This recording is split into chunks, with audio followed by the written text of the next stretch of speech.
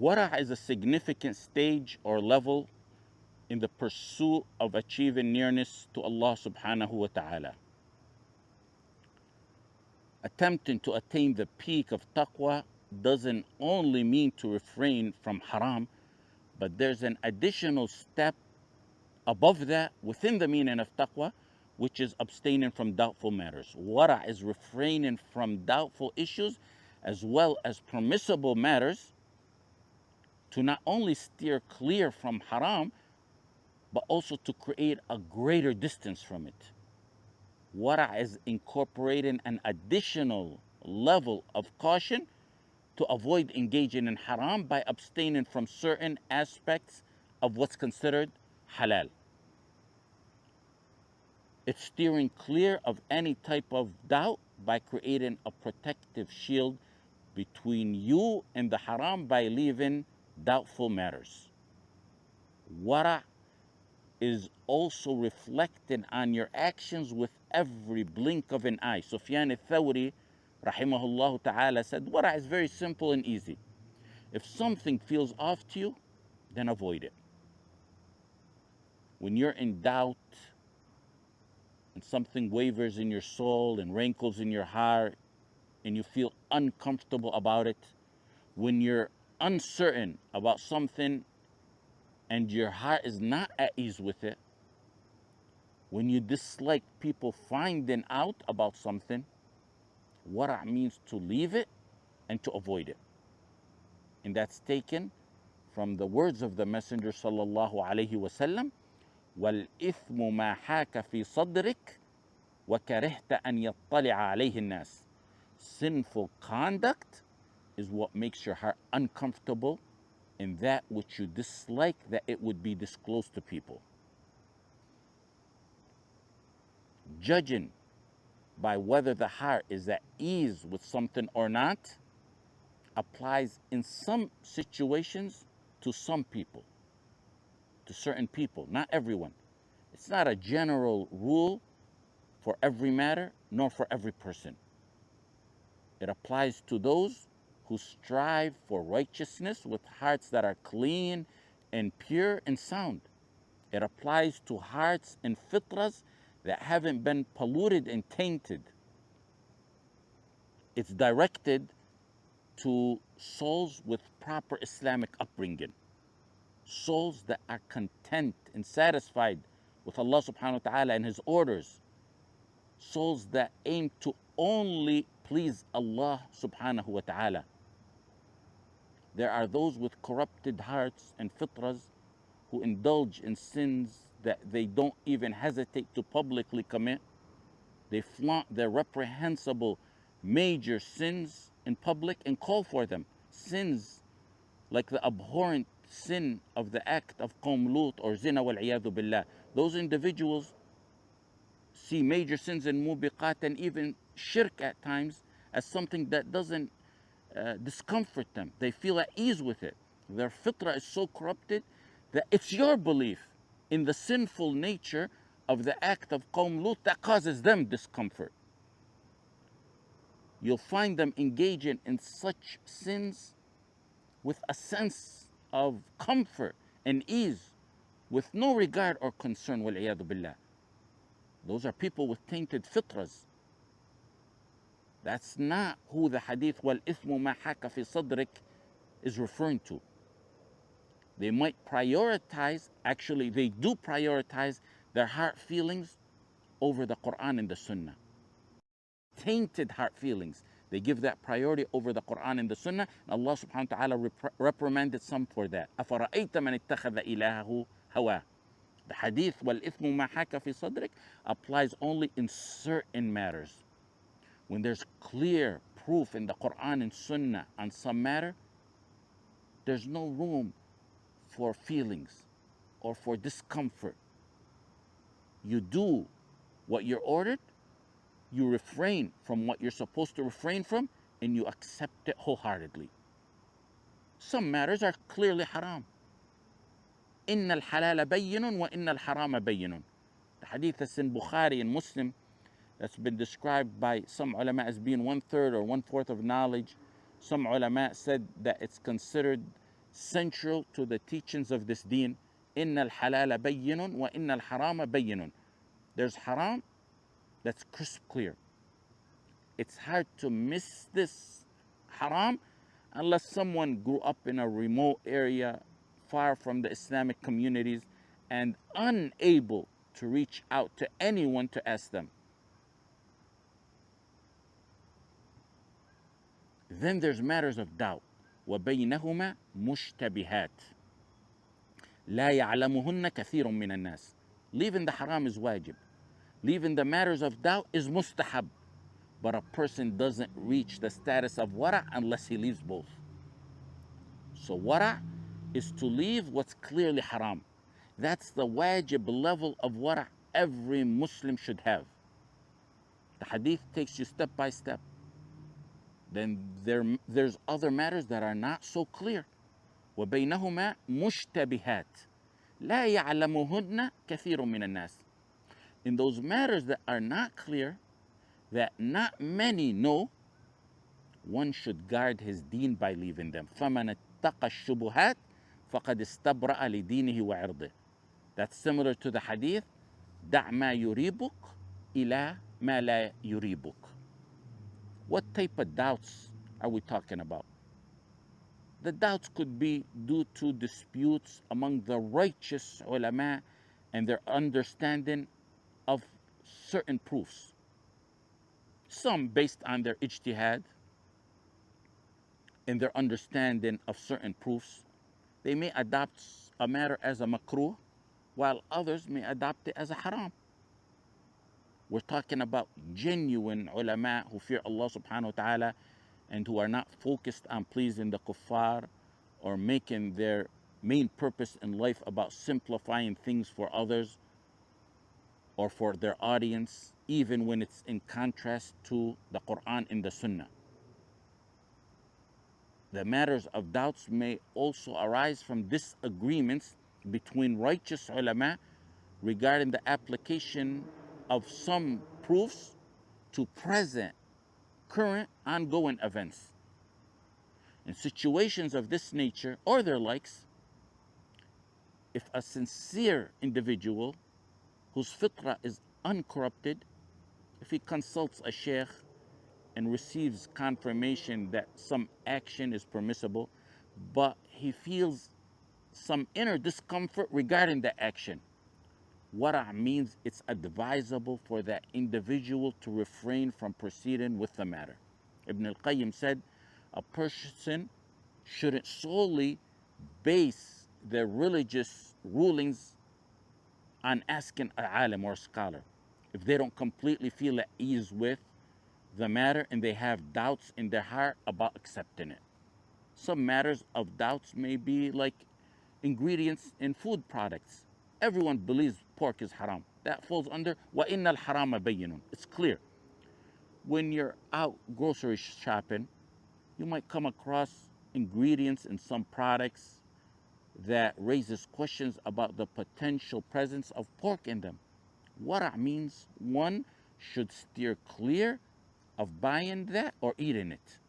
Everyone agrees riba is haram. Let's assume there was an inheritance left by someone whose money or a portion of it came from riba.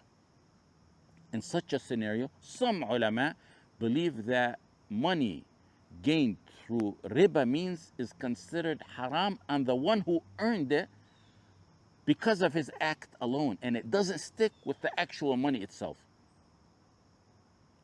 Based on that opinion, the haram is on the person who acquired the money, who acquired the riba, and it doesn't affect the inheritors so they can inherit from that money. Other ulama said the money itself that's derived from riba is tainted. It should be donated, and the inheritors can't inherit haram riba. They must donate it and not take it. The wara in such a doubtful matter with a legitimate dispute among righteous ulama would be to leave that portion of riba. Keep in mind, one should not let wara get so extensive and extreme that it causes him waswasa. An individual shouldn't go to the extreme of saying, for example, I'm not going hunting for fear the game might have been caught by someone else and then escaped from that person. And now, if I hunt, I might catch that animal. That's not, that's all based on assumptions. It has no reality to it. That's waswasa, that's not wara.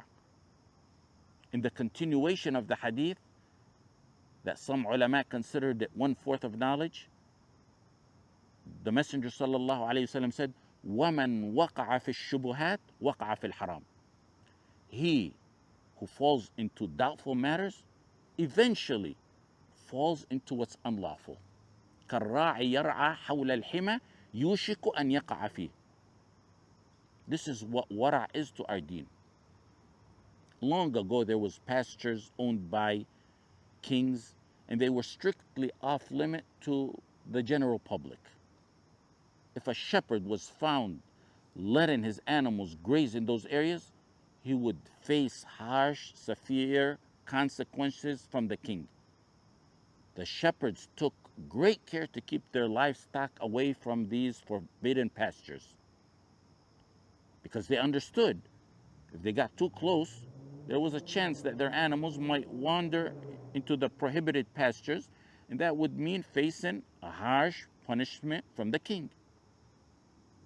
That's a king's sanctuary, and that's how shepherds took precaution in avoiding going into those pastures. The Messenger sallallahu alayhi wasallam said, "Ala wa inna li kulli malikin hima, ala wa inna hima Allahi maharimuh." Every king has a sanctuary. Allah's sanctuary is his prohibitions.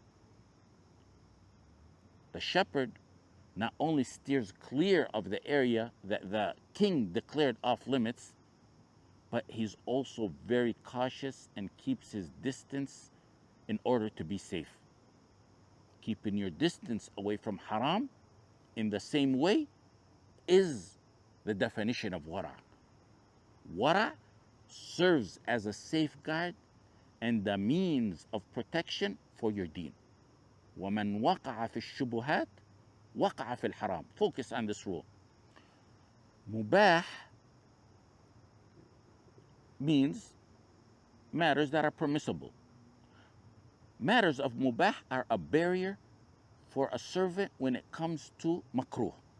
If someone excessively engages in too much mubah, it might or most likely will drag him towards committing the makruh.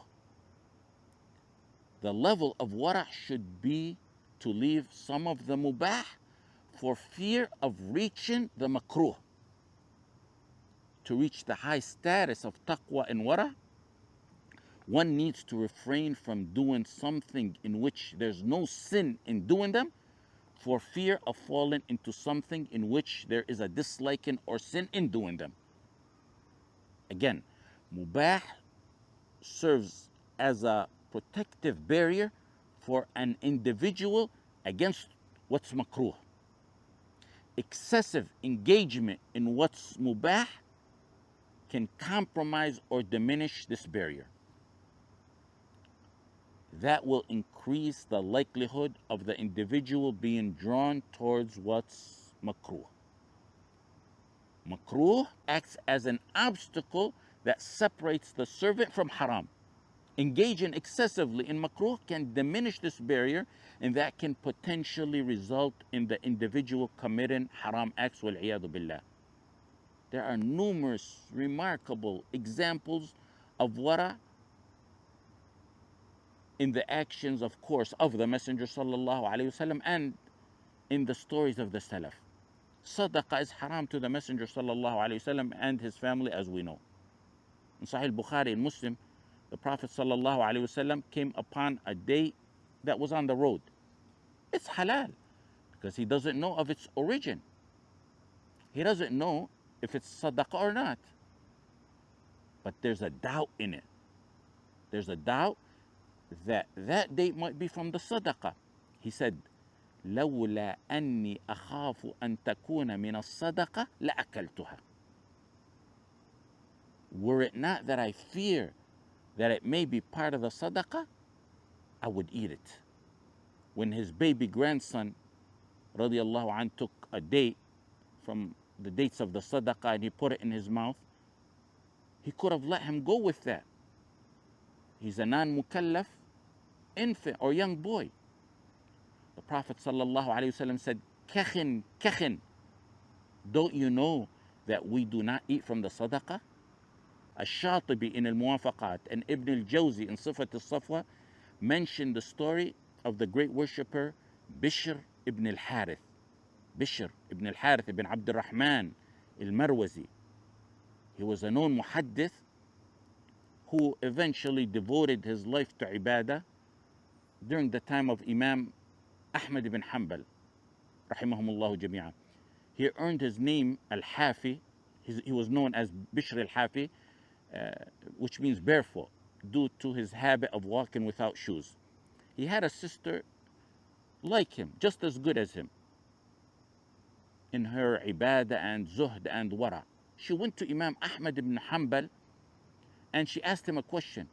She said, "I spin wool on the roof of my house during nighttime, and sometimes the government officials and the patrols pass by with their torches and they light up the area to see what's going on, and I benefit from the light that they turn on. I benefit from the light of their torches." She took advantage of their light to spin some wool in the dark nights. She wanted to know if that's permissible to spin wool using their light. Imam Ahmad rahimahullah was astonished at that level of wara. He knew she had to be someone special. He said, "Who are you?" She said, "I'm the sister of Bishr ibn al-Harith." Imam Ahmad wept and he said, "From your household comes true wara. Don't spin using their light. It might be permissible for an ordinary person to benefit from such a light, but Imam Ahmad held her to a more elevated standard of wara because of the noble background she belonged to. Any hint of doubt, no matter how slight, should be kept from entering the home of Bishr al-Hafi." The stories in the books of Wara are astonishing. It was mentioned that the great Khalifa Umar ibn Abdul Aziz would block his nose to prevent inhaling the scent of musk that was designated for the Muslim treasury. He said the value of musk lies in its fragrance. He was determined not to derive any personal benefit from the wealth of the Muslim community, even if it was simply the aroma of the musk that belonged to the Muslims. In Sirah A'lam al-Nubala al-Dhahabi mentioned in the stories that he mentioned about Abdullah ibn al-Mubarak that Abdullah ibn al-Mubarak borrowed a pen from someone in Asham and he wanted to return it, but he forgot. When he arrived to Khurasan, which is the eastern part of Iran, he discovered the pen was still with him. Look at the distance between Khurasan and Bilad al-Sham. He returned to Bilad al-Sham to give it back to its owner. And there's plenty of other similar examples in the stories of the Salaf. Wara brings peace of mind and cleans the heart just like one cleans his own clothes.